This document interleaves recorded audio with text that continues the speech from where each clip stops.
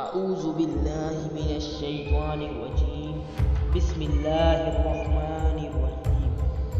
سچائی ایک مسلمہ اخلاق قدر ہے۔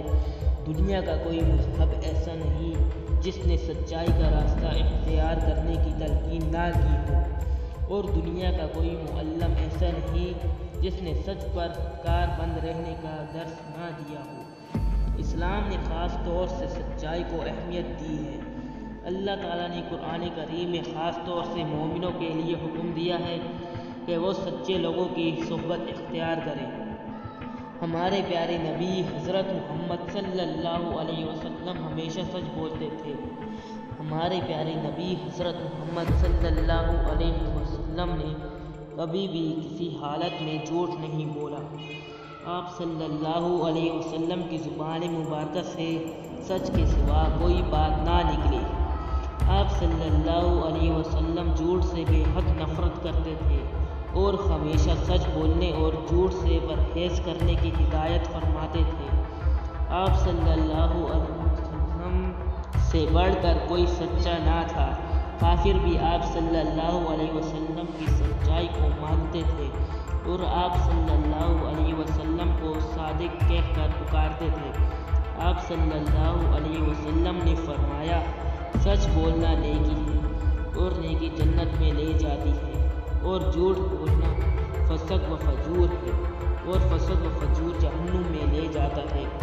جب آپ صلی اللہ علیہ وسلم نے لوگوں کو اسلام کی طرف بلانا شروع کیا تو ایک دن آپ صلی اللہ علیہ وسلم نے کوہ صفا پر چڑھ کر مکہ والوں کو جمع کیا اور ان سے فرمایا، اگر میں تم سے یہ کہوں کہ ایک بہت بڑی فوج اس پہاڑ کے پیچھے سے تم پر حملہ کرنے کے لیے آ رہی ہے تو کیا تم میری بات کا یقین کر لو گے؟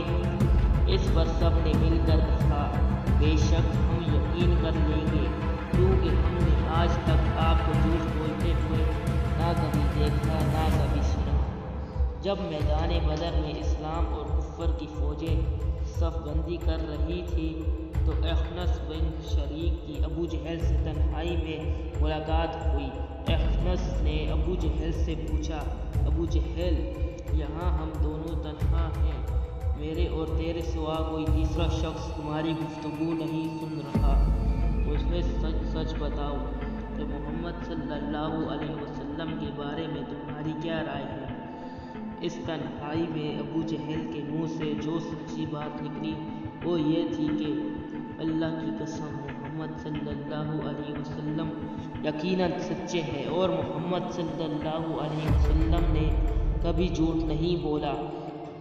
سچ بولنے سے انسان کا دل مطمئن رہتا ہے، اس کے اندر خود اعتمادی پیدا ہوتی ہے اور اسے کسی قسم کا کوئی خدشہ نہیں رہتا۔ اس کے برعکس جھوٹ بولنے والا ہمیشہ پریشان رہتا ہے اور خود اعتمادی سے محرومی کا شکار رہتا ہے۔ وہ ہر وقت اس لیے بھی پریشان رہتا ہے اور اسے خطرہ لاحق ہوتا ہے کہ اس کے جھوٹ کا پول نہ کھل جائے اور اسے رسوائی کا سامنا نہ کرنا پڑے۔ حدیث مبارکہ میں ہے کہ سچ بولنے سے چہرے پر رونق اور تازگی آتی ہے اور جھوٹے آدمی کا چہرہ اس نور سے محروم رہتا ہے۔ اس کا مشاہدہ عملی زندگی میں قدم قدم پر کیا جا سکتا ہے۔ واقعی سچے کے چہرے پر رونق دکھائی دیتی ہے اور جھوٹے کے چہرے پر لعنت برستی نظر آتی ہے۔ سچائی نہ صرف سچ بولنے والے کو گناہوں سے بچاتی ہے بلکہ اس کی برکت سے دوسرے بھی راہ راست پر آ جاتے ہیں اور گناہوں کی دلدل سے باہر نکل آتے ہیں۔ سچائی سے متعلق ایک واقعہ۔ ایک بچے کی امی نے سفر پر جاتے ہوئے اسے 40 دینار خرچ کے لیے دیے اور اس سے سچ بولنے کا وعدہ لیا۔ حمران کی سرزمین پر ڈاکوؤں کے ایک گروہ نے قافلے والوں پر حملہ کر دیا۔ ایک ڈاکو اس بچے کے پاس آیا اور پوچھا کہ تمہارے پاس کیا ہے؟ اس نے جواب دیا کہ 40 دینار۔ وہ سمجھا کہ یہ مذاق کر رہا ہے، اس بچے کو چھوڑ کر آگے بڑھ گیا۔ دوسرے ڈاکو نے اس سے یہی سوال کیا، اسے بھی یہی جواب دیا۔ وہ اسے پکڑ کر اپنے سردار کے پاس لے گیا۔ سردار نے بھی اس سے یہ سوال کیا کہ تمہارے پاس کیا ہے؟ اس بچے نے پھر کہا کہ 40 دینار۔ سردار نے کہا کہ تمہیں کس نے سچ بولنے پر مجبور کیا؟ اس نے اپنی امی سے کیا ہوا وعدہ دہرا دیا۔ یہ سن کر سردار پر خوف طاری ہو گیا اور وہ انتہائی دکھ و حسرت سے کہنے لگا، تم اپنی امی سے کیے ہوئے وعدے کو توڑنا نہیں چاہتے اور میں اللہ تعالیٰ سے کیے ہوئے عہد میں خیانت سے بھی نہیں ڈرتا۔ پھر سردار نے اس قافلے کا لوٹا ہوا سارا سامان واپس کرنے کا حکم دیا اور کہا کہ میں آپ کے ہاتھ پر توبہ کرتا ہوں۔ اس کے ساتھیوں نے سردار سے کہا کہ چوری اور ڈاکے میں آپ ہمارے سردار تھے، توبہ کرنے میں بھی آپ ہمارے سردار ہیں، اور یوں سچ کی برکت سے وہ سب ڈاکو گناہوں سے تائب ہو گئے۔ دنیا اس بچے کو شیخ عبد القادر جیلانی رحمۃ اللہ علیہ کے نام سے جانتی ہے۔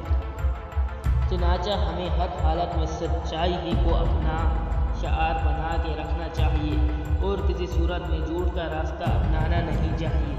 آئیے ہم یہ عہد کریں کہ اپنی زندگی سے جھوٹ کی لعنت کو نکال دیں گے اور ہمیشہ سچ، حق اور ایمانداری کی راہ پر چلیں گے۔